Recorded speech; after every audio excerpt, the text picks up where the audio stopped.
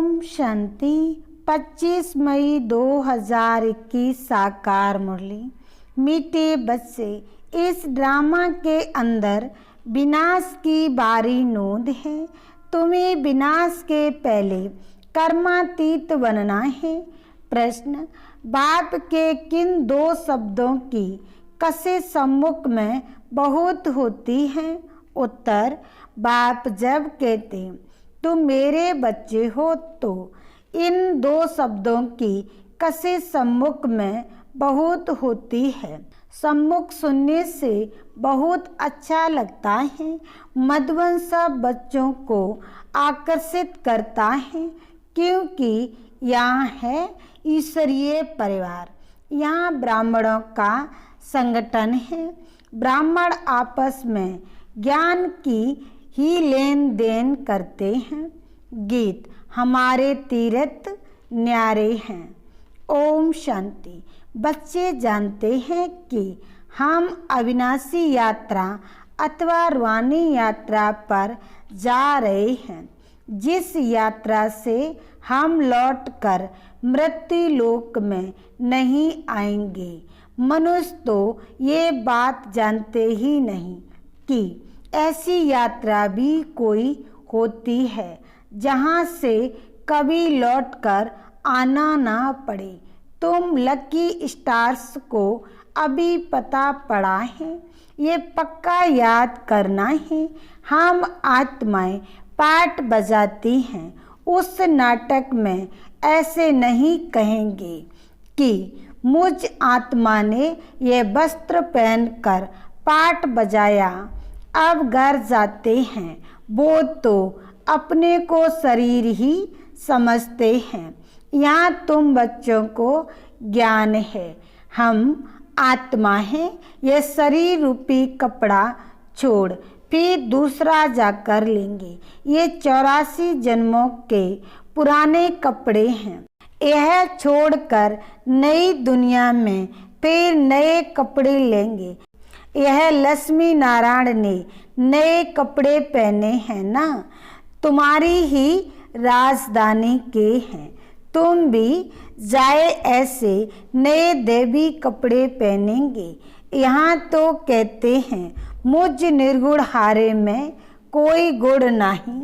बाप ही फिर ऐसा गुणवान बनाते हैं। बाप कहते हैं मेरा भी पाठ है, आकर फिर तुमको बायसलेस बनाता हूँ। यहाँ यह है जीवन बंद धाम, रावण राज्य है। यह तुम्हारी बुद्धि में है। हम पति से पावन फिर पावन से पतित कैसे बनते हैं? तुम बच्चे जानते हो कलयुग है अंधियारा, रावण का अब अंत है। राम राज्य की अब आदि होनी है। अभी है संगम, कल्प के संगम युगे बाप को ही आना पड़ता है। दुनिया वाले भी अब यह समझ रहे हैं कि अब विनाश का समय है और स्थापना अर्थ भगवान कहाँ गुप्त वेश में है। अब गुप्त वेश में तो तुम आत्माएं भी हो। आत्मा अलग है, शरीर अलग है। ये मनुष्य चोला गुप्त वेश है। बाप को भी इसमें आना है। तुम्हारे शरीर पर नाम पढ़ते हैं, उनको तो शरीर है नहीं। तुम भी आत्मा हो, वे भी आत्मा है। आत्मा का आत्मा के साथ अमोह हुआ है। गाते भी हैं और संग तोड़ तुम संग जोड़ेंगे। जैसे आप मोजीत हो वैसे हम भी बनेंगे। बाबा बहुत मोजीत हैं। कितने ढेर बच्चे हैं जो काम चिता पर बैठ जल गए हैं। परम पिता परमात्मा आते ही हैं पुरानी दुनिया का विनाश कराने। फिर मोह कैसे होगा? पतितों का जब विनाश हो तब तो शांति का राज्य हो। इस समय सुख तो कोई को भी है नहीं। सभी तमो प्रधान दुखी बन गए हैं। यह है ही पतित दुनिया। शिव बाबा ही आकर स्वर्ग की स्थापना करते हैं, जिसका नाम शिवालय पड़ा है। शिव बाबा ने देवताओं की राजधानी स्थापन की। वह है चैतन्य शिवालय, और वह शिवालय जिसमें शिव का चित्र है वो तो जड़ हो गया। अभी तुम समझ गए हो कि लक्ष्मी नारायण बरोबर स्वर्ग के मालिक थे, पूज्य थे। अब फिर पूज्य बन रहे हैं। तुमको अभी ज्ञान है। तुम लक्ष्मी नारायण के मंदिर में जाकर उनको माथा नहीं टेकेंगे।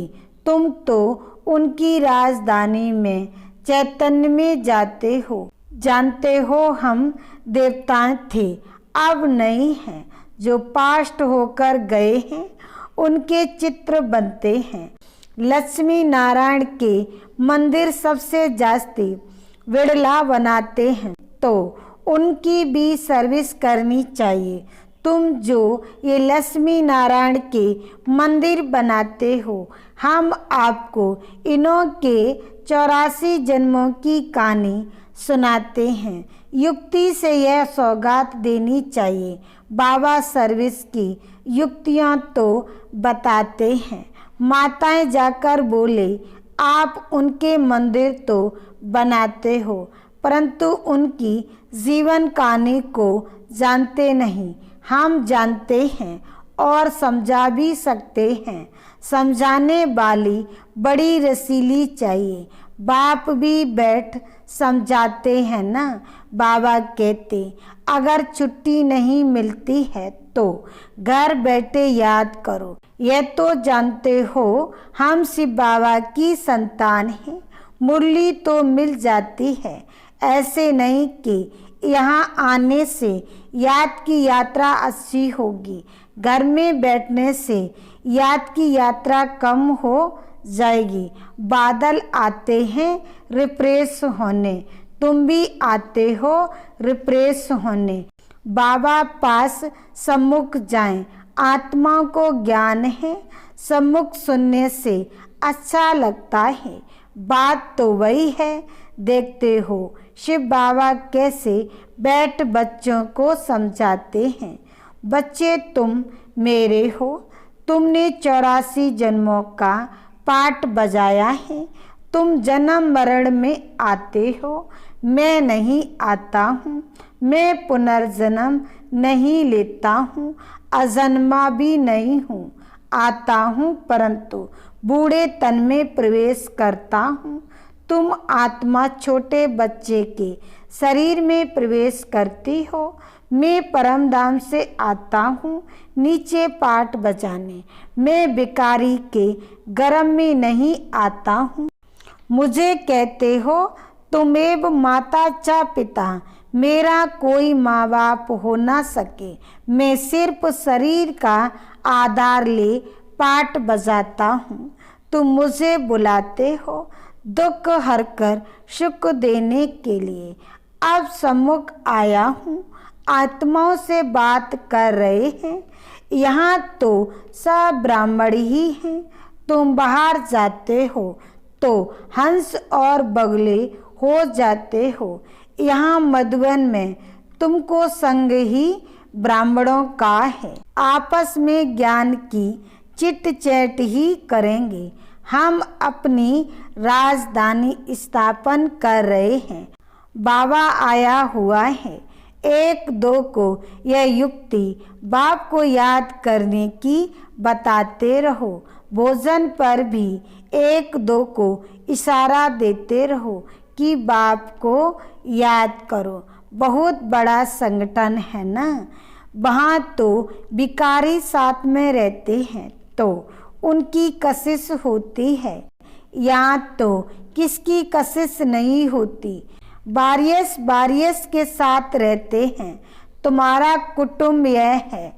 बुद्धि में यही रहता है। जो कोई मिले उनको बाप का परिचय दे कि भगवान को याद करते रहो। दो बाप है ना।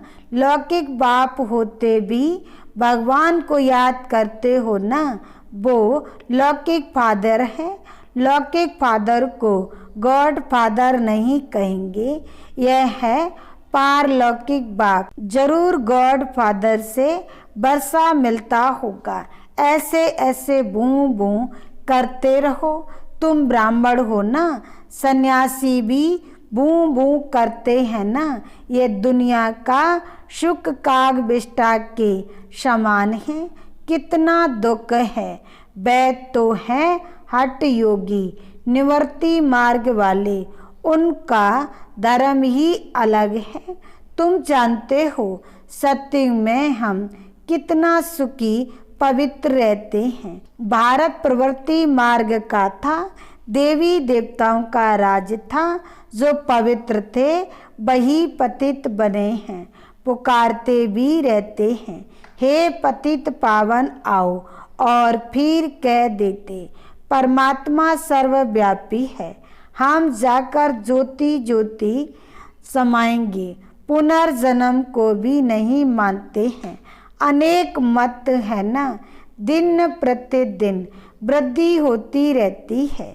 यह भी बताना है कि सन्यासियों की वृद्धि कैसे होती है। नंगों की भी वृद्धि होती है। जिसका जो धर्म है उसमें ही रहने से फिर अंतमति सोगति हो जाती है। जिसका जो जास्ती अभ्यास करते हैं, जैसे कोई शास्त्र आदि पढ़ते हैं तो अंतमति सो गति, फिर छोटेपन में ही शास्त्र कंठ हो जाते हैं। अभी बाप कहते हैं मैं फलाना हूँ, यह हूँ, ये सब दे अभिमान की बातें छोड़ दो। अपने को अशरीरी आत्मा समझो और बाप को याद करो। इस शरीर को देखते हुए भी नहीं देखो। देह सहित देह के जो संबंध आदि हैं सबको छोड़ो। अपने को आत्मा निश्चय करो, परमात्मा को याद करो। इसमें टाइम बहुत लगता है, माया याद करने नहीं देती है। नहीं तो वानप्रस्थी के लिए बहुत सहज है। बाप खुद कहते हैं अभी तुम छोटे बड़े सबकी वानप्रस्थ अवस्था है। एक तरफ विनाश भी होता रहेगा, दूसरे तरफ जन्म भी लेते रहेंगे। पुनर्जन्म लेना होगा तो आ जाएंगे, बच्चे भी पैदा होंगे, फिर विनाश भी हो जाएंगे। यह तो तुम जानते हो। कोई गर्भ में होंगे, कोई कहाँ, सब खत्म हो जाएंगे। सब अपना हिसाब किताब चुकतू कर वापस जाएंगे। हिसाब किताब रहा हुआ होगा तो अच्छी रीत सजाएं खानी पड़ेंगी, फिर वह भी हल्का हो जाएगा। ऐसे नहीं कि योग में भी रहो और पाप भी करते रहो। कई बच्चे एक तरफ चार्ट भी लिखते रहते और फिर कहते माया ने मुंह काला कर दिया, माया ने हरा दिया। तो कच्चा कहेंगे ना, तो बाप समझाते हैं कि तुम ऐसे समझो कि हम थोड़े दिन यहाँ हैं, फिर चले जाएंगे। इन सबका विनाश हो रहा है। बाप कहते हैं मुझे याद करो तो विक्रम विनाश होंगे। अपना चार्ट देखते रहो। हम कितनों को रास्ता बताते हैं और पुरुषार्थ कराते हैं। तन मन धन से रूहानी सेवा में मददगार बनना पड़े। कहते हैं मन को अमन नहीं कर सकते, आत्मा तो है ही शांत। हम आत्मा अपने परम धाम में जाकर बैठेगी। कोई दुनिया का संकल्प नहीं आएगा। ऐसे नहीं कि आंखें बंद कर अनकॉन्शियस होना है। ऐसे बहुत सीखते भी हैं। 10-15 दिन अनकॉन्शियस भी हो जाते हैं। यह अभ्यास करते हैं, फिर इतने समय बाद जाग जाएंगे। जैसे टाइम बॉम्ब होते हैं तो उनका भी टाइम होता है, यह इतने घंटे बाद फटेंगे। तुम बच्चों को पता है हम योग लगा रहे हैं, जब तमो प्रधान किचड़ा निकलेगा हम सतो प्रधान बन जाएंगे, तो फिर इस शरीर को छोड़ देंगे। हम अभी योग की यात्रा पर हैं, टाइम मिला हुआ है, फिर यह शरीर छोड़ना ही है, फिर सब खत्म हो जाएगा। टाइम नुदा हुआ है, फिर पिछाड़ी में मच्छरों सदृश शरीर छोड़ेंगे, विनाश होगा। तुम कर्मातीत अवस्था को पाएंगी, फिर विनाश शुरू हो जाएगा। विनाश का बड़ा भारी सीन है, ये ड्रामा में भारी नूंद है। तुम जानते हो हमारी अवस्था एक रस रहेगी, खुशी में सदैव हर्षित रहेंगे। ये दुनिया तो खलास होनी ही है। जानते हैं कल्प कल्प संगम युग होता है, तब विनाश होता है। सिर्फ बम्स नहीं, नेचुरल कैलिमिटीज भी मदद करती है। तो बच्चों को यह बुद्धि में रहना चाहिए, अभी हमको जाना है। जितना बाबा को याद करेंगे तो विक्रम विनाश होंगे, ऊंच पद पाएंगे। चैरिटी बिगिंस एट होम, कोशिश करना चाहिए। कन्या वह जो पीहर घर और ससुर घर का उद्धार करे, तो चैरिटी बिगिंस एट होम हुआ ना। सर्विस में लगा रहना चाहिए। बोलो शिव बाबा कहते हैं मुझे याद करो तो वर्षा मिलेगा। सीधी बात है, मुझ अल्प को याद करोगे तो स्वर्ग का वर्षा तुम्हारा है, विश्व के मालिक तुम बन जाएंगे। अब वर्षा पाना है तो मुझे याद करो। बच्चों का फर्ज है यह पैगाम देना, आगे भी दिया था, बताना है। विनाश सामने खड़ा है, कलयुग के बाद सतयुग आएगा। बाप ही आकर वर्षा देते हैं, रावण नरकवासी बनाते हैं, बाप आकर स्वर्गवासी बनाते हैं। कहानी भारत की है, भारतवासियों को खड़ा करना है। पहले शिव के मंदिर में जाकर समझाना है, ये बाप नई सृष्टि रचने वाला है। कहते हैं मुझे याद करो तो तुम्हारे विक्रम विनाश होंगे। यह निराकार बाबा आए हुए हैं, ब्रह्मा द्वारा स्वर्ग की स्थापना कर रहे हैं। अब बाप और वर्ष को याद करो, 84 जन्म पूरे हुए। अब हम आपको बताते हैं, अब मानो ना मानो तुम्हारी मर्जी। बातें तो बड़ी अच्छी हैं, बाप ही दुख हरता सुख करता है। थोड़ा ही समझाया, यह चला, यह है तुम्हारा धंधा। मैंने तो कुछ है नहीं, सिर्फ मुख से बोलना है।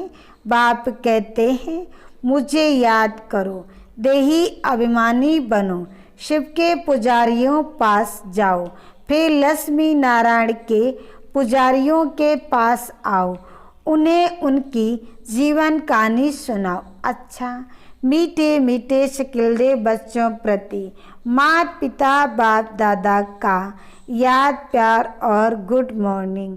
रूहानी बाप की रूहानी बच्चों को नमस्ते। धारणा के लिए मुख्य सार। पहला पॉइंट, तन मन धन से रूहानी सेवा में मददगार बनना है। सबको अल्प का परिचय दे वर्षे का अधिकारी बनाना है। विनाश के पहले कर्मातीत बनने के लिए बाप की याद में रहना है। दूसरा पॉइंट, बाप समान मोहजीत बनना है। आत्मा से जो मोह हो गया है उसे निकाल, एक बाप से लगन लगानी है। वरदान, निराकारी स्थिति के अभ्यास द्वारा मैंपन को समाप्त करने वाले निरहंकारी भव। सार में का वर्तमान समय सबसे महीन और सुंदर धागा यह मैंपन है। यह मैं शब्द ही देह अभिमान से पार ले जाने वाली भी है तो देह अभिमान में लाने वाली भी है। जब मैंपन उल्टे रूप में आता है तो बाप का प्यारा बनने के बजाय कोई न कोई आत्मा का नाम मानसान का प्यारा बना देता है। इस संबंध से मुक्त बनने के लिए निरंतर निराकारी स्थिति में स्थित होकर साकार में आओ। इस अभ्यास को नेचुरल नेचर बना दो तो निरंकारी बन जाएंगे। स्लोगन: किसी की बुरी अच्छी बात सुनकर संकल्प में भी घृणा भाव आना यह भी परमत है। ओम शांति।